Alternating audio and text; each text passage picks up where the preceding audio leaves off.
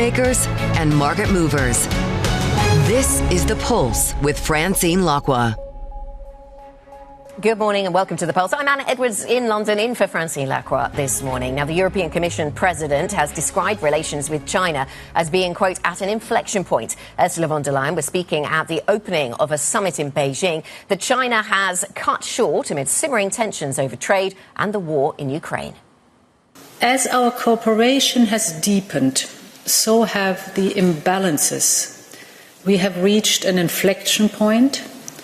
Rebalancing our bilateral relation is essential because to be sustainable, the relations need to be mutually beneficial. Let's bring in our EMEA News Director, Rosalind Matheson, who's been following this and all of the other news flow this morning for us. Ros, good to have you with us, of course. So tell us about the mood music and what's the backstory to this EU-China summit. I mean, the timing of it is pretty weird, isn't it? Because it fits, we're all talking about deals with the US, but this has been in the calendar for a long time, truncated versus earlier expectations. So what's the backstory here? Well, yeah, this is all about the relationship changes that are going on everywhere. And there has been a desire for a while, both between China and the EU, to improve ties, including around trade, investment and business. And that's motivated by the desire to diversify, essentially, the EU away from the US and China also away from the US. So there's a common, understanding there. But equally, there are so many complexities underlying this relationship, be it on the business and trade front. You heard Ursula von der Leyen talking about cooperation, but also imbalances. Obviously, issues around rare earths are front of mind, which we've written about quite a lot this week. So that's an issue. But also beyond the trade business climate, there's also differences around things like the ongoing war in Ukraine, Russia's war in Ukraine, and China's support, military or otherwise, for Russia in that.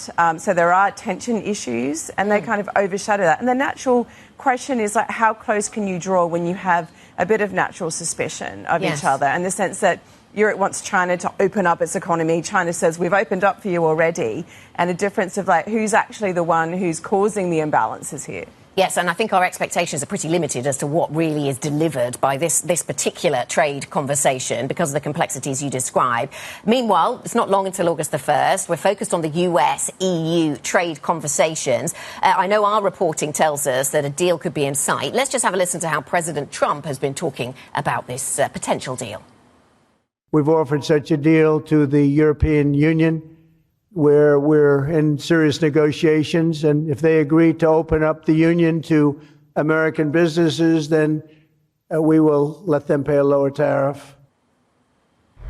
So, he's talking quite positively about what's on the table, and certainly our reporting suggests that Europe is really aiming for this 50% baseline tariff, and importantly with some key sectors like cars included there, and cars already have a much higher tariff, don't they? So what are we expecting to see here on trade?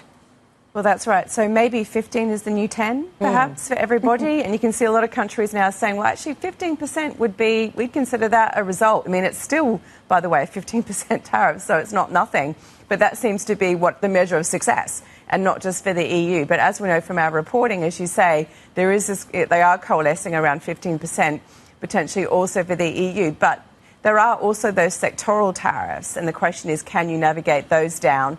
Or can you navigate the parameters upon which they start at 50%? I mean, we're talking cars, steel, aluminum, copper as well. I mean, Donald Trump is still talking about pharmaceuticals and chips. So a lot of important sectors there for the EU that may still face higher tariffs. And as we've seen with the UK-US example, they agreed on a trade framework some time ago, but they still haven't agreed on steel. And that's still bubbling away. And so, you might get a framework understanding, but there's a lot to keep unpicking in that. But it does seem for countries in Asia also, as well as the EU, now aiming for 15% and seeing that perhaps as the least worst option for them in all of this. Yeah, it seems we've moved a long way from full trade deals to framework deals, and from zero tariffs in some cases, at least, to baselines of 15. But a lot's changed in the last 6 months. Ros, thanks very much. Ros Matheson, Bloomberg's EMEA News Director. Let's continue this conversation. Nataliia Lipikhina joins us, Head of EMEA Equity Strategy at JPMorgan Private Bank. Very nice to have you with us on the programme then, Nataliia. So how do you greet this news around tariffs? The fact that, we're reporting that the European Europeans are really aiming, really pushing and hoping for this 15% deal, that would be pretty well received by the markets? Or we're already seeing the markets digest that expectation, I suppose, this morning. Yeah, good morning. Thanks for having me. I think the market is quite optimistic about a potential deal. And we saw the market reaction yesterday in Japan. And the market really perceived the deal very positively, especially on the auto sector. So I think if we do have the deal, the market would welcome the certainty. And potentially, that may also mean that the earnings downgrades may stop, because we will know what the path going forward would be, and maybe the market would be able to focus on what happens next in 2026, which is stimulus, more investments in Europe, rather just on tariffs. Yeah, does 15% feel like the kind of level that might draw a line under this? So it's high enough for the Americans to make some tariff revenue. It's low enough that Europe perhaps does not feel it wants to retaliate, and we get certainty and try to move on. Is that our expectation for the second half of the year, Nataliia? Yeah, I think the tariffs, between 10 to 20% is something that will be welcomed by the market, because it's a reasonable enough expectations, but also gives investors the certainty going forward. Yeah. The other big theme in markets, of course, this morning is around earnings stories, and we're starting to piece together where we see tariff impact coming through. What's interesting is that there are the businesses that are very much exposed, and we're hearing a little bit about that. But actually, away from that, we're hearing a lot about FX impacts on businesses that aren't really exposed to tariffs. And there, the FX impact seems to be quite substantial. Many CEOs always brush off these kinds of questions and concerns and say, well, we don't set the FX rate, so we just have to manage our business on a sort of constant currency basis. Are you expecting that to be something that management needs to start working around the business, change the business to reflect FX? Or is that line of argument from CEOs, is that valid? I think we're already starting to see that with the previous earnings season and now, given the moves in FX.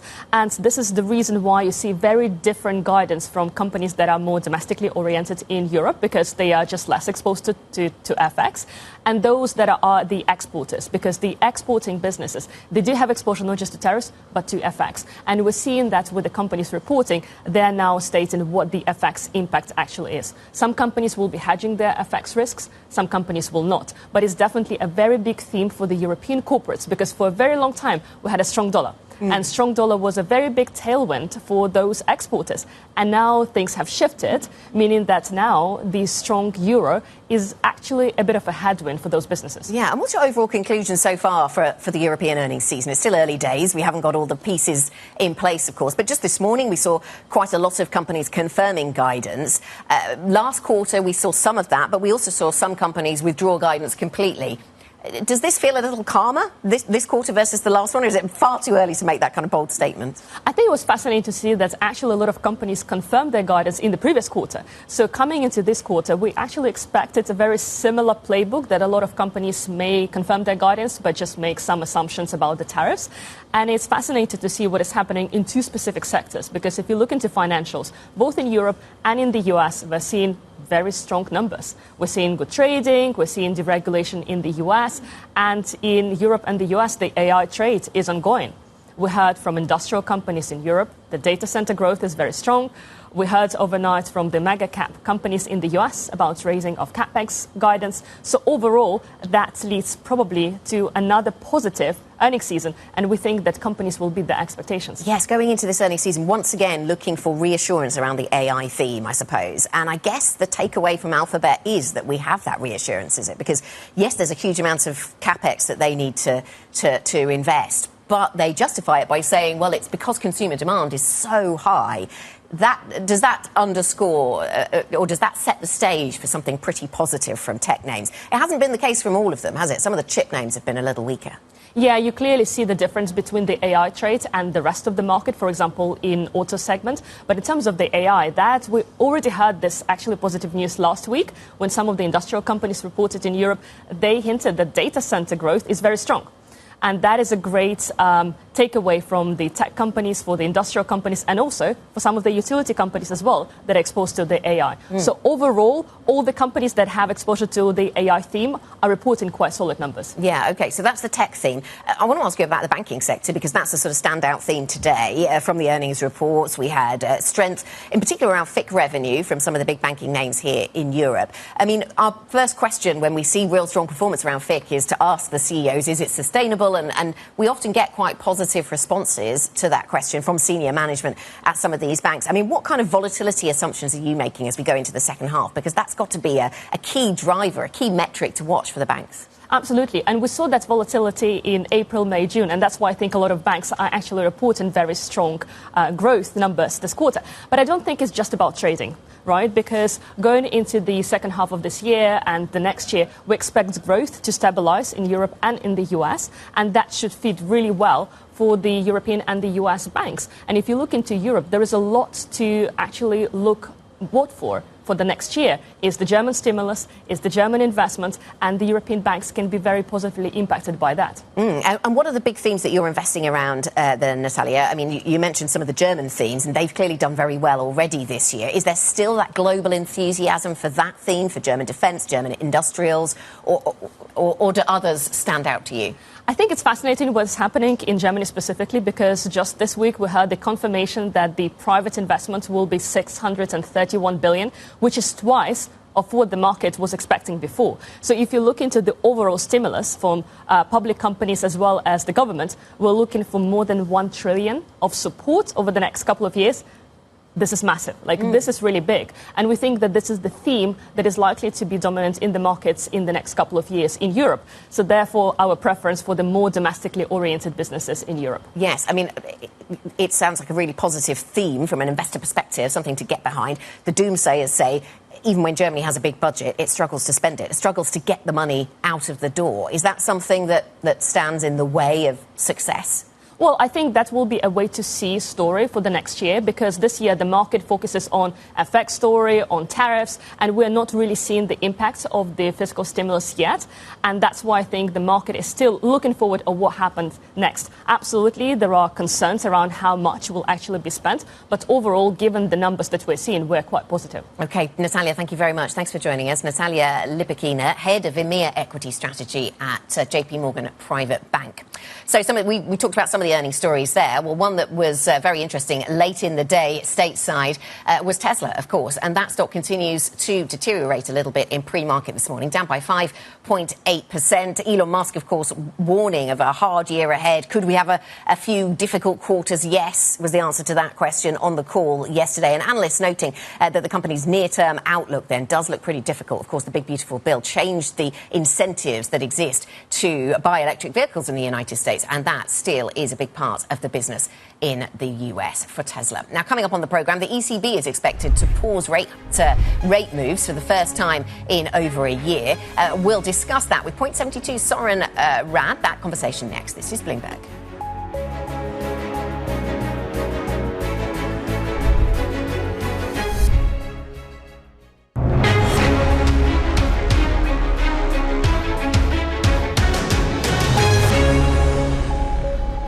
This is The Pulse. I'm Anna Edwards. Now, the European Central Bank is set to leave interest rates untouched at 2% for the first time in more than a year, as it awaits clarity on what President Donald Trump's tariffs will do to inflation. Joining us now with a preview, Bloomberg's Lizzie Burden outside the ECB in Frankfurt. Set the scene for us, Lizzie.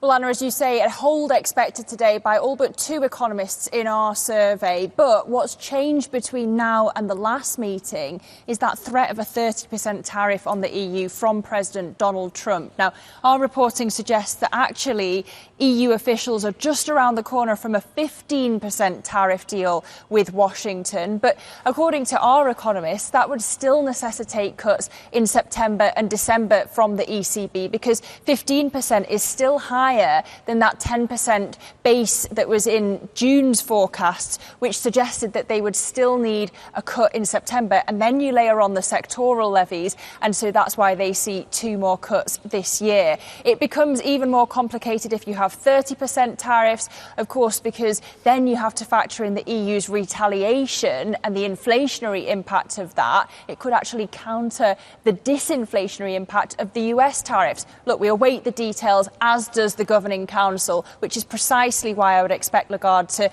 keep to this language about a meeting-by-meeting, data-dependent approach. I'm very interested to hear what she says about the euro. I don't expect that she'll be as precise as Luis de Guindos in pointing to 120 as the level for caution. But listen out for how much she says about the downside risks to growth, because at the last meeting, it sounded to many like a victory lap where she was saying what a good position the euro area economy was in. Is she a little more cautious this time? If she is, the markets is going to latch onto that as a sign that September could be open to a rate cut. Lizzie, thank you very much for that. Lizzie Burden in Frankfurt, setting us up nicely for our next conversation. Let's bring in Sören Radde, who is head of European Economic Research at Point 72, and so a good person to speak to about what to expect from the ECB. Sören, very nice to have you on the programme. So I'm guessing that, well, are you one of the economists or the voices in the market that expects a hold from the ECB today? Lizzie was saying there are a few dissenters, but are you with the crowd? I'm with the crowd. Good morning, Anna, and thanks very much for having me. I do think that, given the tariff uncertainty, there is a compelling case now to wait until the September meeting rather than to act today, given those uncertainties. Also to wait for a new staff forecast, as your reporter Lizzie was saying, that will probably, as things stand today, nudge down the inflation forecast. And so then the interesting conversation will be, is that lower inflation profile something that the Governing Council will still feel comfortable to look through and still keep rates on hold, or will they act on the additional downgrade, which is what we believe? What's driving that weakness in inflation in their estimates? Is this to do with tariffs and more Chinese product coming to Europe, or what will they use to argue for that downdraft in inflation? I mean, clearly they're back to targets, aren't they, on inflation? It's come down a long way. It's come down a long way. We expect it to stay probably below 2% also in July at the headline number. The disinflationary increments relative to the June staff forecast, I would say at this stage, are mainly from tariffs, as you say, so a higher effective tariff rate, even on a 15% deal than the ECB staff had assumed in the June projection. And secondly, and probably more importantly, FX, so the euro appreciation. Yeah, talk to me about the euro appreciation. So Lizzie was saying that, some of the Governing Council members have been quite outspoken about where the pain point is, naming 120 maybe as the area. We certainly hear from a lot of companies this reporting season about what that FX move, the weakness in the dollar and the strength in the euro, what that's doing to them. And these are big global businesses, and it's hurting in the cases that we're hearing about pretty loudly. Does that get through to the ECB? Do they think about that? Yeah, I do think it does. It gets through to the staff forecast. I mean, if you look at the PMI print out this morning for July, in the commentary, there is some concern among firms, or some mentioning of FX driving down prices. So those disinflationary factors, I think, are starting to show. In the projection, I think, euro is up about 4% against the dollar, 3% on a trade-weighted basis relative to the assumptions in the June staff forecast. We think that's worth about a tenth on core and headline inflation. So that's about the elasticity that we're working with. It's not at a level where there would be outright concern of missing the target, for too long and having to go accommodative, but still something that, combined with the negative tariff news, we think the ECB will want to lean against if things don't change from here. Yes, and let me ask you about that potential for negative tariff news. As Lizzie was saying, there's been this threat of a 30% tariff. A lot of our reporting suggests that, both sides are trying to come to agree some terms that look more like 15% and maybe even taking in some big important sectors like autos. What would that mean, a 15% tariff baseline? What would that mean to the ECB?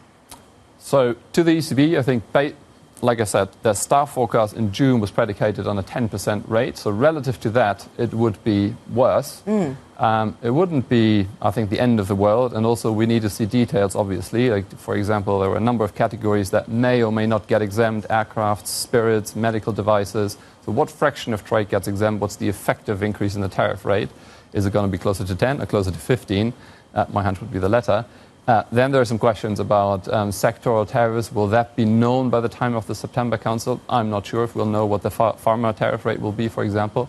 So I think relative to the ECB, it's probably still bad news. Relative to market expectations as they were shaping up last week, it's probably good news.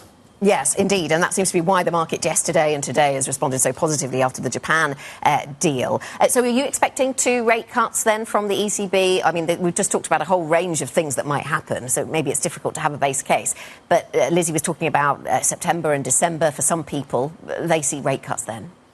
Yeah, I think that at this point is probably the minority view. I think at 175, which would be the rate they're at with one more cut, they would feel they're sort of towards the lower end of what they consider as neutral.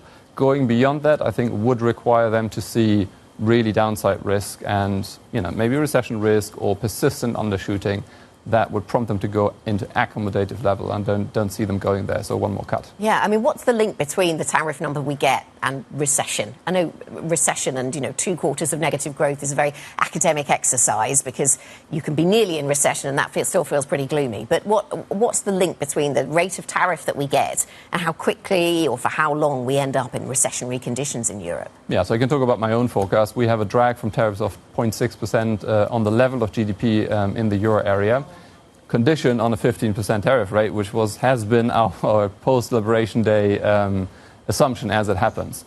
I think the ECB has slightly bigger drag from tariffs, and they would have to go a little bit higher, so maybe revise down by a couple of tenths, the growth profile.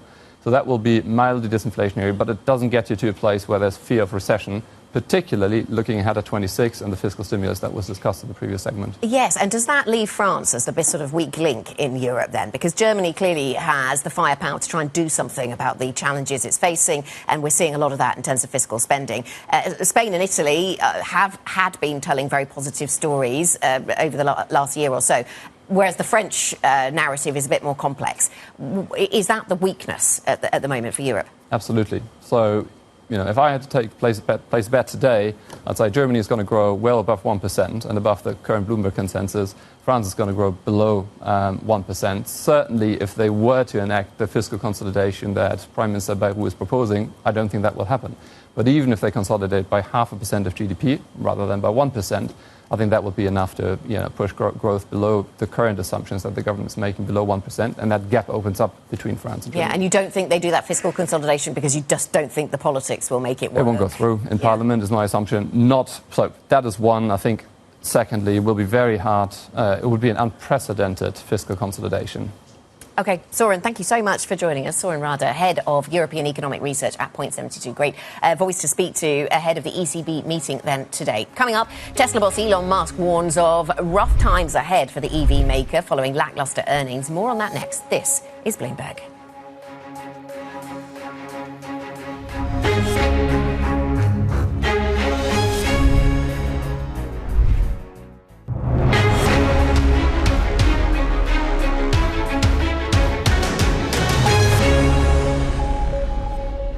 Welcome back to the programme. Good morning. This is The Pulse. I'm Anna Edwards in for Francine Lacroix here in London. And these are your top stories. Global stocks continue their record-breaking run on signs the US may soon strike a trade deal with the EU. Fixed income trading boosts Deutsche Bank and BNP Paribas as both lenders benefit from market volatility. Plus, the ECB is expected to pause rate cuts for the first time in over a year as it awaits clarity on Trump's tariffs.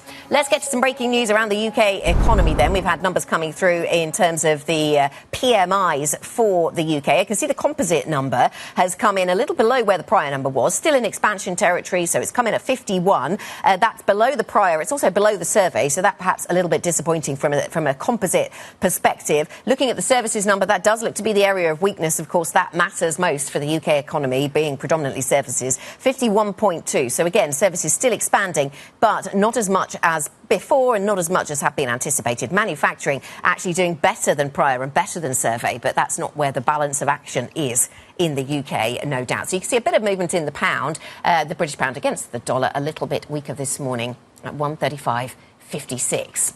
Other things on the move, bank shares certainly on the move. Shares in Deutsche Bank jumped as earnings beat expectations. Deutsche's CFO, James van Moltke, says clients are delaying investment decisions due to trade uncertainty. So this uncertainty, it's fascinating talking to clients.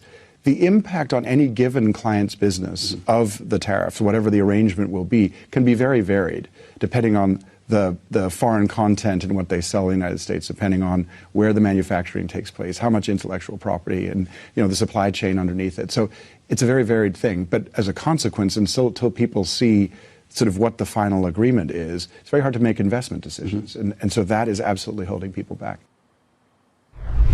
Let's bring in Bloomberg's Oliver Crook, who was speaking there to Deutsche's CFO and joins us now. Ollie, what stood out to you from your conversation there with Deutsche Bank? Yeah, I mean, I think the question of tariffs is really dominating discussions all over the world, and certainly for the banks across the world. I mean, it's certainly helping the trading desk, a lot of the volatility. That's what we saw at Deutsche Bank with the investment bank and FIC trading up 11%, really beating estimates. That's really a large focus for the market, and obviously the market taking that very positively with the Deutsche Bank up about 6% today. One of the biggest moves we've seen this year in terms of the stock. But again, it's not just the sort of quarterly numbers that were quite positive. There is a longer term, and I think a longer structural sort of tailwind that Deutsche Bank is enjoying right now. While the issue of tariffs is holding back corporate spending, if you do get a deal, when I was speaking to the CFO with the United States, there is a huge amount of money that is sitting on the sidelines from the corporates that is being sort of bolstered by the fact that we know the German government is going to put hundreds of billions of dollars of work. The private sector wants to match that and sort of build some of the momentum that the government is putting out there. That is sitting on the sidelines.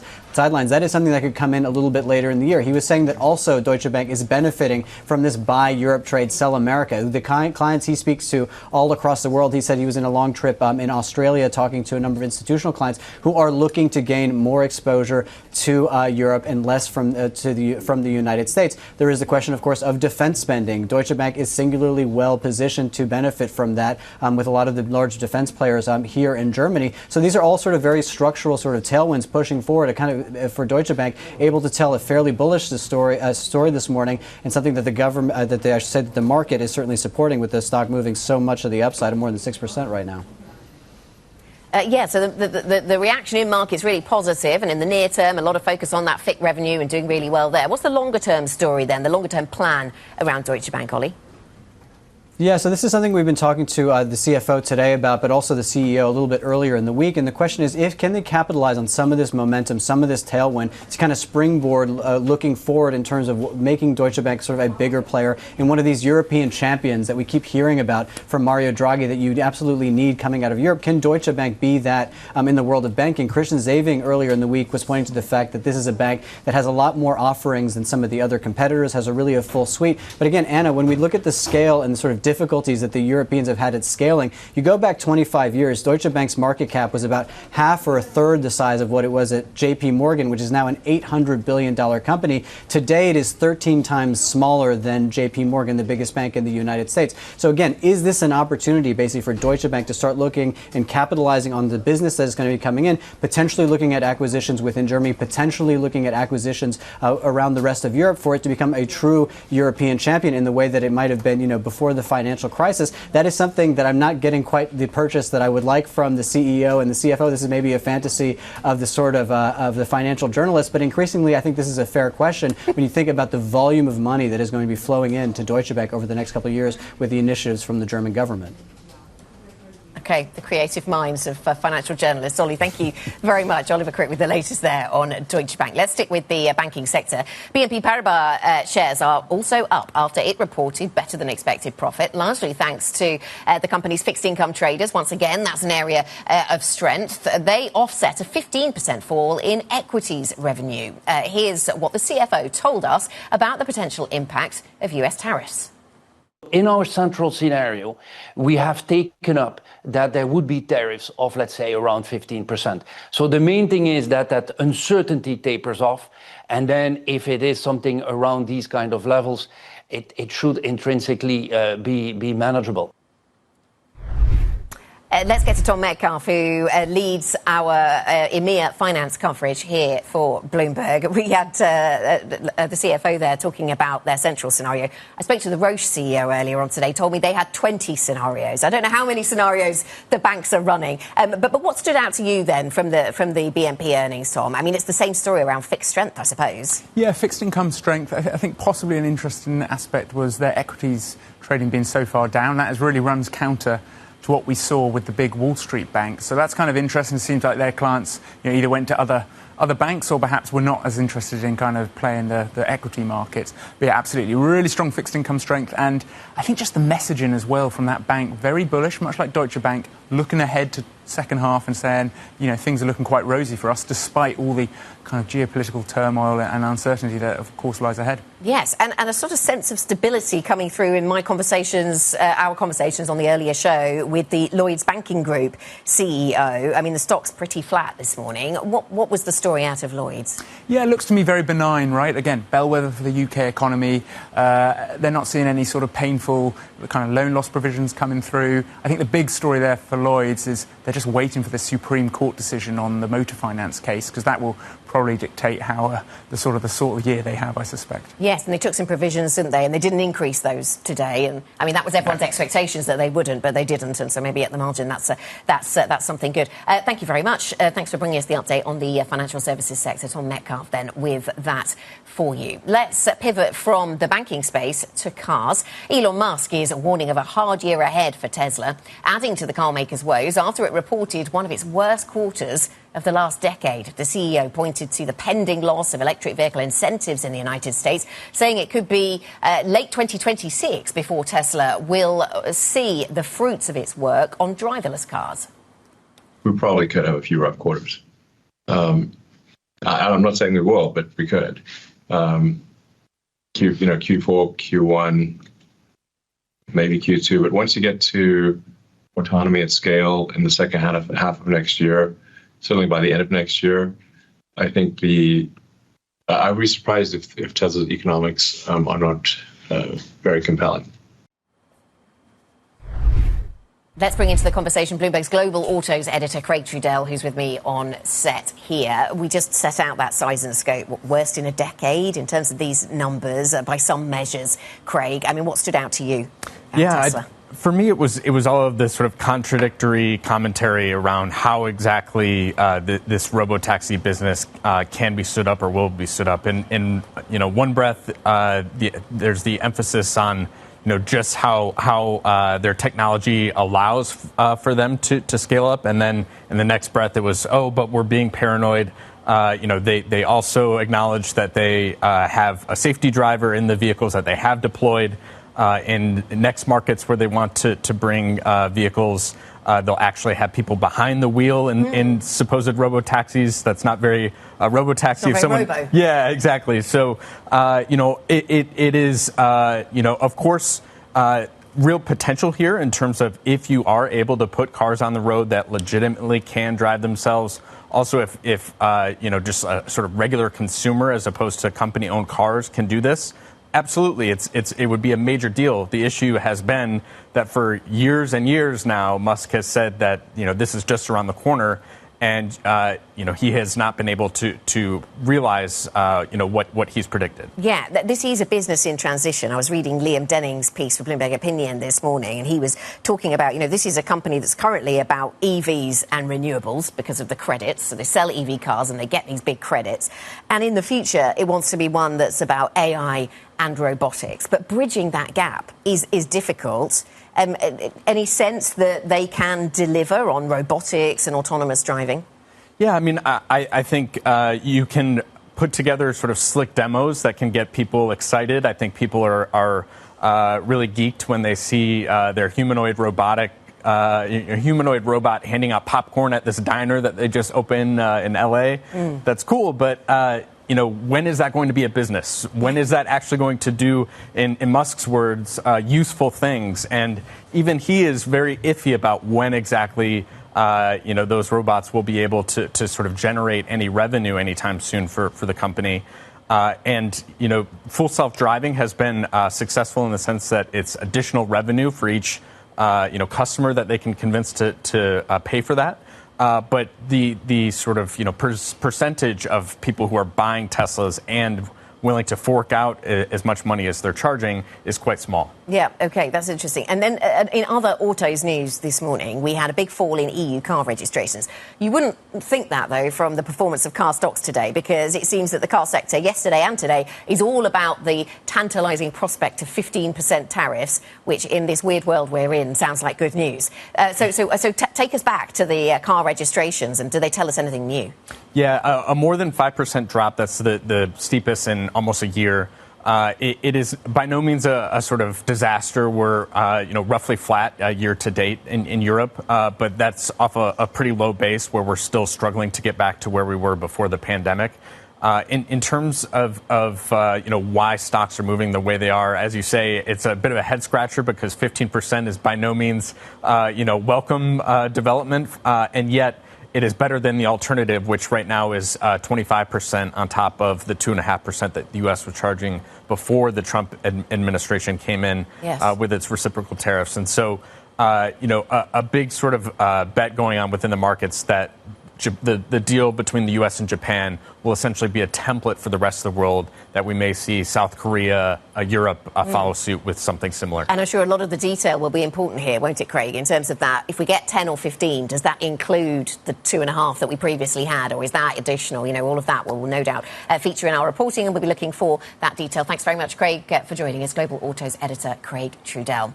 Let's pivot to earnings from the tech space, and Alphabet shares are up in pre-market trading after the Google parent reported second quarter results that beat expectations. It also boosted its full year 2025 capital expenditures forecast to $85 billion, adding $10 billion to earlier guidance.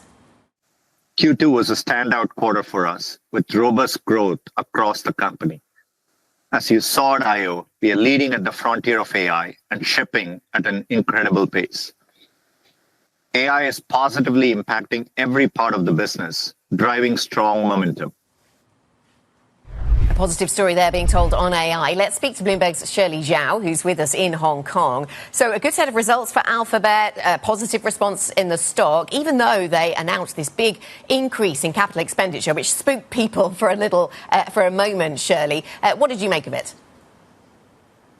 Yes, so Alphabet's result was, contributed by increasing demand from AI and Alphabet's cloud computing business. Its revenue exceeded analyst expectation due to rising demand for AI from the mass market as well as enterprise clients. And there's no lack of competitors in the AI field. We've already seen companies like Microsoft, OpenAI, and Meta all increasing their investment in this area. And Alphabet has to step up its investment in this area as well. Already, we're seeing a lot of users using chatbots to replace search engines. And that's creating a lot of pressure on Alphabet's flagship product, which is the search product. So Alphabet needs to keep investing to keep its edge in this AI race.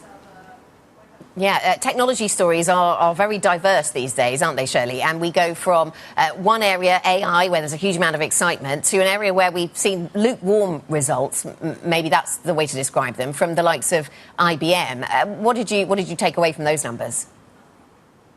So interestingly, IBM's result is also a little bit AI related because overall IBM's revenue increased about 8%, which exceeded analyst expectation. But specifically, its software business increased about 10%, which is slightly below analyst expectation. And investors are increasingly enthusiastic about its software business, which because of the growth potential from AI tools and quantum computing.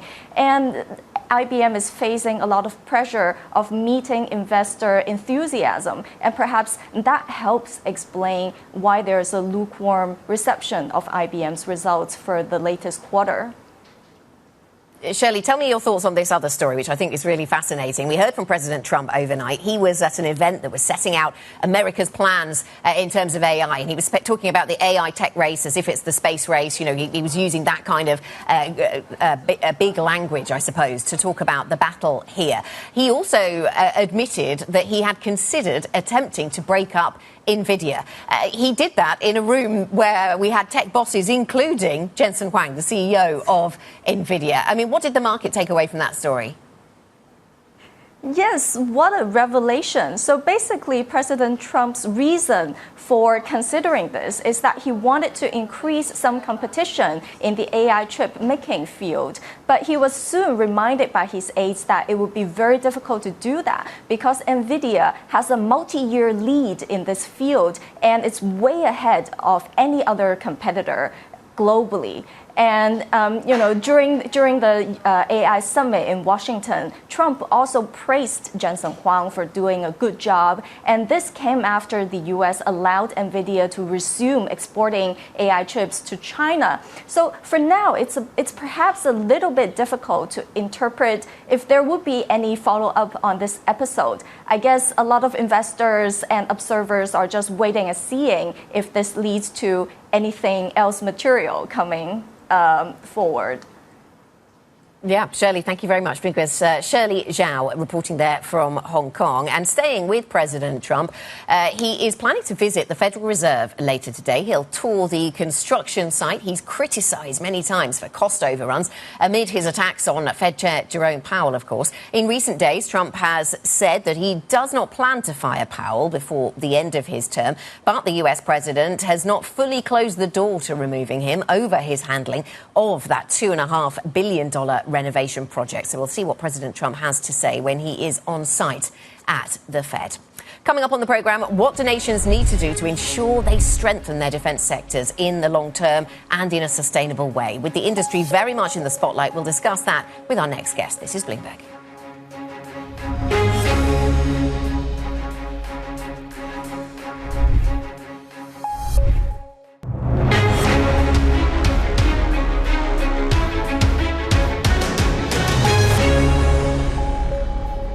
Welcome back. This is The Pulse. Now the defence sector remains as a focus for investors. There's been a wave of defence announcements this week, from Germany's new plan to accelerate military planning and procurement to Japan agreeing to buy defence equipment from the United States. But what do countries need to do to ensure they strengthen their defence sectors for the long term and in a sustainable way?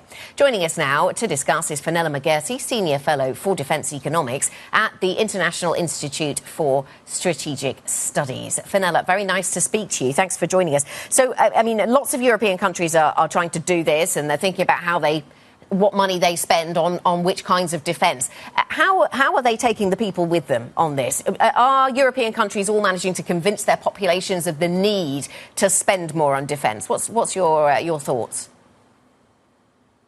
Good morning, Anna. It has been very interesting to see the approach that countries have taken to try and increase spending for defence. Obviously, there's now this pressure to continue these increases, but we're now at a time where it's after a period of very strong growth in 2024. So the options are becoming increasingly limited, and countries are finding, yes, they do have to communicate the real drivers behind this because it's become a very fiscally constrained environment. There are other public spending priorities. And I think what we'll increasingly see is countries highlight the industrial impact that increases in defence spending can have. So that's, again, why we're seeing coming into 2025, growth was going to be a bit more moderate, around 3.5% in real terms. But because of the raft of uplifts that we've seen from countries like Germany, the UK, Denmark, Belgium, Norway, the Netherlands, we're now looking at growth matching 2024's bumper rate of nearly 13% in real terms. So it's really looking at how countries are going about doing it. Yeah, we used to talk a lot about there being a peace dividend, Fenella, and that was something that delivered and allowed countries to tell a growth story. Now, do you think, are we going to find the right ways to tell people, to tell voters that actually this can be positive for growth? Is that going to be something that's focused on and material? Certainly, that'll be part of the messaging, and it largely varies upon the country. We're seeing significant increases in Germany and across the Nordics, where I think the communication has filtered down, and it's a whole of society approach, or certainly in the Nordics, this total defence concept, where you do have that approach to defence, where increases incorporate the whole of government spending effectively. So it's not just how much funding is going to defence, it's how much funding is therefore going into other sectors that also promote growth or promote the wider security of the country as well. So there's this very interesting shift in European defence economics at the moment. So it's not just the level of revisions, it's the extent, it's how vast they are and how wide-ranging we're now seeing the increases in the impact that they're having on other sectors as well. Yeah, and perhaps no surprise that the Nordics are leading in terms of that shift in storytelling. Fenella, in terms of who is supplying these products and the types of companies that are doing bigger and bigger orders and big business here, are we seeing still a lot of the budgets going to the larger names in defence, or are small startups, tech-focused defence companies also getting a look in on these big government budgets? I think it's been fascinating to see the approaches that countries are taking to try and both bolster public financing for defence, and that's major contracts, that's the funding that will go through to the primes, but they're also looking at targeting SMEs and startups and how to incorporate them into the wider procurement system. There are reforms, they're looking at simplifying the process. France has really taken this approach as well, with various kind of creative measures of fostering the defence industrial base and the supply chain and trying to support that innovation ecosystem, because France is very fiscally extended, obviously, and they're looking to make these increases for defence, but they're having to find other ways of finding other avenues of funding, so issuing bonds or accounts through the National Bank, for instance. And we're seeing those kinds of approaches come through as well. And there is that targeting of the innovation and the startups and seeing how to support that space, because at the moment we're seeing a lot of heightened VC activity, but it's the role that government plays in terms of supporting those startups and really trying to speed up the procurement process, because a lot of these companies don't have the underlying capital to withstand these laborious, long procurement processes. And there's that recognition now. So there are moves to try and speed it up. It's just how fast those moves are made as well. Yes, and for the sector as a whole, how quickly can it scale up, Fenella? A lot is talked about, a lot is said about the need to do this very quickly. There's absolutely the need, but when we talk to industry, there's still some hesitancy. So we're seeing these increases in funding, we're seeing this increase in activity, but what industry is really looking for are long-term plans for defence. They're looking for actual concrete orders and when they're going to happen to be able to make that investment. So it's a question of risk and where it falls. So you may have this increased funding, but there's also that risk that potentially falls to the individual, even within a Ministry of Defence, who has made this decision to proceed with the significant programme or a new technology that perhaps hasn't had that legacy experience. And there's maybe still that unwillingness to undertake the risk in the public sector. So then the private sector then has to take it on, but they're not getting these long-term plans. They're not getting the clarity in terms of industrial strategies and things like that. So they're just really seeking the long-term view, basically, to be able to make that investment and ramp up production. OK, thank you so much, Fenella. Thanks for talking to us. Fenella McGerty, Senior Fellow for Defence Economics at the International Institute for Strategic Studies. Quick look at US futures as we head to a commercial break here. Pretty flat, actually, across European markets. A bit of strength coming through on the Nasdaq. Maybe that's the Alphabet effect. We also think about Tesla, though, that having a tougher time of it pre-market. That's the US session that still lies ahead. This is Bloomberg.